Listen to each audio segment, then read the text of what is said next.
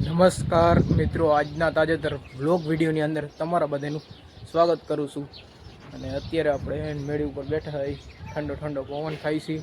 અને વ્લોગની શરૂઆત આપણે જરીક આજ હાવ મોડી જ કરી, એટલે કે આજ હાવ આપણે સાંજે વ્લોગ ચાલુ કર્યો છે. અને આજના વ્લોગમાં કંઈ બહુ ખાસ નહીં હોય. આજે આપણે તમને બતાવશું કે પવનચક્કી હાવ પાસેથી કેવી દેખાય છે અને કેટલી પવનચક્કી છે. આપણે અમે પાછળ ડુંગર છે એ આપણે ચડી અને તમને બતાવશું. ક્લિપ નાખી દેવું આગળ હમણાં વિડીયોમાં, તો તમે જોઈ લેજો. અને અત્યારે તમને પવનચક્કી બતાવું અત્યારની, પહેલાં તમને ક્લિપ બતાવી દઉં. હાલો તો જોઈ લેજો.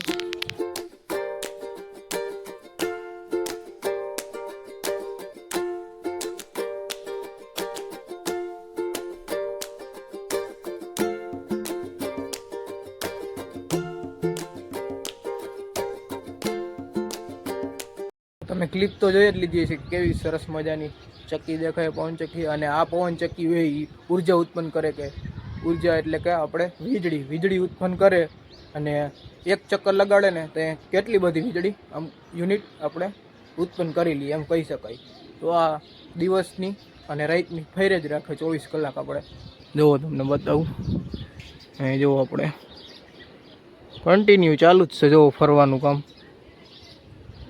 અને આ ખાલી એક આંટો મારે ને તો કેટલાય આમ વીજળી ઉત્પન્ન કરી લઈએ ખાલી એક આંટામાં. જો એવી તો આપણે 24 કલાક આ ફરે છે. અને આપણે અત્યારે પરડવા ગામમાં હોય, અહીંયા જોઈ લ્યો પવનચક્કી કેટલી છે. જો અહીંયા બતાવું તમને, આ એક, આ બીજી, પછી જો સામે ત્રીજી દેખાય, આ ચોથી છે, આ પાંચમી, આ છઠ્ઠી, આ સાતમી, 7 થઈ. અને આ બાજુની સાઈડ જોઈ લો 8 અને 9 અને પાસે હજી 10 પવનચક્કી અહીંયા આજુબાજુમાં દેખાય છે, તમે જોઈ લો.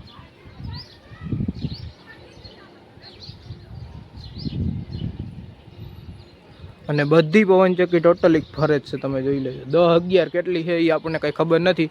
આમ જો એક આખી છે, હજી કેટલી છે એટલે આમ સમજી લ્યો ને, ઘણી બધી છે પવનચક્કી. અને આ બધી પવનચક્કી ફરે અને એટલે ઉર્જા ઉત્પન્ન થાય, વીજળી ઉત્પન્ન થાય, જેના કારણે વીજળી કામ આવે, યુઝ થાય. જો અત્યારે બાકી સાંજનો સમય થઈ ગયો છે. નારિયેળ જોવો, અહીંયા ઝાડવા એવા હા ગામમાં, તમે જુઓ. અને જો અહીંયા મોટે ભાગે જુઓ નરિયાવાળા ઘર ગણાય છે, તમે જોઈ લ્યો.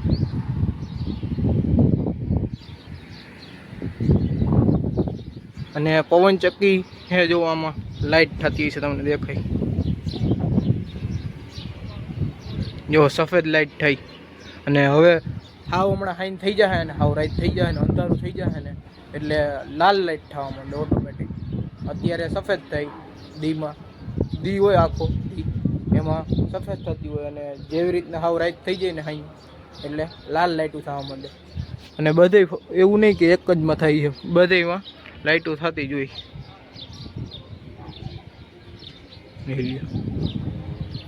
અને આ બાજુની સાઈડ જોઈ લો સીતાફળીની વાવત છે, સીતાફળી વાવેલી છે. અને આ કયું ઝાડવું હોય જરીક કોમેન્ટ કરીને જણાવજો, તો આપણને ખબર નથી કયું ઝાડવું હોય. ફોટો છે જોઈ લ્યો, ખાલી ફળ ફૂલ કાંઈ નથી હો. મેળી તો જુઓ કેવડી લાંબીઓ. આ બધું જો કઈતરા છે ને મીઠાઈ એવા આપણે ખાધા હતા કઈતરા બપોરે, એટલે આપણને ખબર છે. બાકી તો કંઈ ખબર ના હોય. કઈતરા ખાઈ ત્યારે ખબર પડે કે વાંખે મીઠા શું હોય. અને એક વાત કહું બીજી હજી, કે આ જે ડુંગર વિસ્તાર છે ને, અહીંયા આપણે ડુંગર વિસ્તાર જ આવી જાય પરડવામાં. એટલે ડુંગર વિસ્તારમાં જ આ ચક્કી લાગેલી હોય છે પવનચક્કીની. અને જો હવે લાઇટ ચાલુ થઈ ગઈ. જો હું કહેતો તો હાંજ પડે એમ, જો લાલ લાઇટ થવા માંડી. સફેદ થતી હતી ને એટલી વારમાં લાલ થવા માંડી, જોઈ લ્યો. તો એ લાઇટ તો શું થતી હશે એ આપણને કંઈ ખબર નથી, અંદાજો નથી, પણ લાઇટો થાય એટલે ખબર છે. અને ડુંગર વિસ્તારમાં જ બધી આવી પવનચક્કી લગાડેલી હોય, કારણ કે પવન એ વધુ આવતો હોય એવી જગ્યાએ જ વધુ રાખેલી હોય પવનચક્કી. જે ગામમાં આમ ડુંગર વિસ્તાર ને પવન વધુ હોય ને એવા ગામમાં વધારે પડતે પવનચક્કી હોય અને ફેર જ રાખે 24 કલાક વીજળી ઉત્પન્ન કરી રાખે. તો બસ આજના બ્લોગ વિડીયોમાં આટલું જ હતું. જો તમને સારો લાગ્યો હોય તો લાઈક કરી નાખજો, અને જે ચેનલમાં નવા હોય તો ચેનલને સબસ્ક્રાઈબ કરી નાખજો. હાલો આપણે મળીશું કાલે નવા બ્લોગ વિડીયોમાં. અને હા, કાલે પાકું જ તમને કહી દઉં કે આપણે હોય જવાના હોય ઘરે. આજે એક દી રોકાઈ ગયા હતા આપણે, એટલે જરીક બ્લોગ ના બની શક્યો, તોય તમને પવન ચક્કી બતાવી અને બ્લોગ તમે જોયો હોય તો સારું. તો હાલો હવે મળીશું કાલે નવા બ્લોગ વિડીયોમાં. ત્યાં સુધી જય જવાન જય કિસાન.